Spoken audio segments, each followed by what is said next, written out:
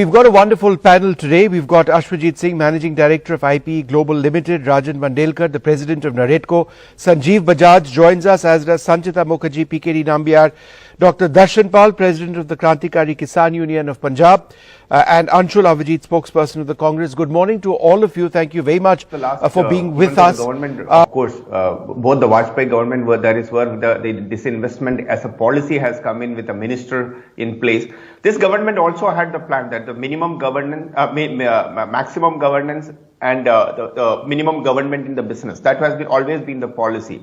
I think it's a good start that in the last week, as you said, that the Air India has gone. With LIC IPO is coming on board in the next few months, and some of the other public sector companies are going into the public. I think the disinvestment target in this upcoming financial year, the government should be able to. But there is a lot of challenges in that particular step. There is the challenges from the labor unions, and there are some kind of how do you the real valuation, what we expect, that the government expects or the public expects from a public assets.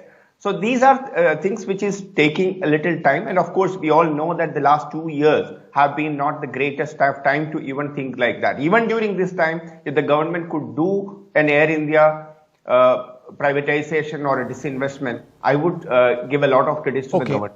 On one more part, which I wanted to talk, because it's a wonderful panel.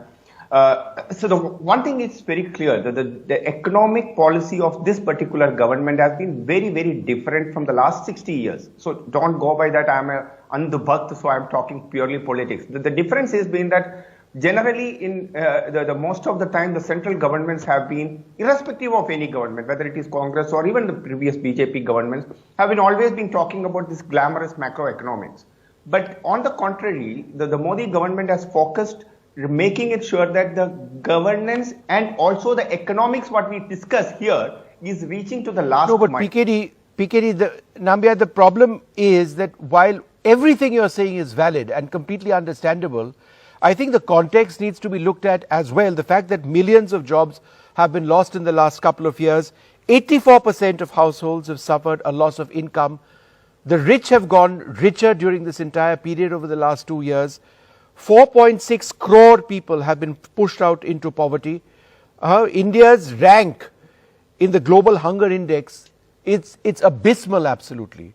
So, we can talk all about where the things that we've done, projecting growth and the need to spend, but this is a reality which cannot be denied. Absolutely. And I would definitely say that the unemployment issue, this is a big issue. In fact, a few days ago, there was a huge discussion wherein I could participate on that. So unemployment, there has never been an absolute clear clarity by any political party or any prime ministers or any, for that matter, any political leadership has never been able to come up with an absolute clean and clear clarity that this is a clear solution we have for an unemployment. But the unemployment issue in India has been, if you really look at it, 2018 and 19, the EPF, that 13.7 million people, fresh people have joined in the EPF. So it is not as bad as what we talk, because in India, we are a diversified economy. We are not just like any so other not as bad as we would have thought. But just 1 second.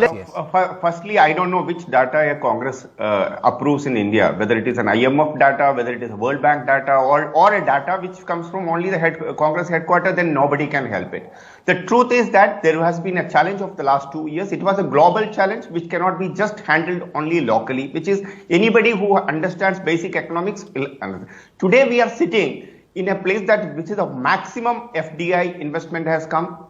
Right now, as we discussed today, we have reached to one of the peak so far in the FDI investment. We are right now sitting on the foreign currency. The reserves have been in one of the highest in today's day. So we are sitting in a wonderful cushion. So the unemployment, as I said, there is no formal data. You can have it. We need to understand the size of our own economy, the size of our people. You cannot simply have a data. So it's all tardy. It's never coming. Where is the data from the unorganized sector? It's not even there. You don't even trust the CMIE data. So you say all the methodologies are wrong. My dear friend, we had my dear friend, we had data is about 2 years old. Even the data on agriculture or household incomes is so tardy, it never comes. And that is one of the problems of this economy, that you have very unreliable data about majority of the people. It's leading to gross inequity. Okay, 1 second. There is uneven growth in this country. May I ask you that we had two governments which led by one of the greatest finance wizard in the country, Dr. Manmohan Singh. Where was all those data? So it is not simply not practical that one is that if government comes up with the data, you all right, okay, let's just move beyond this data point. I want to go across to Darshanpal Singh.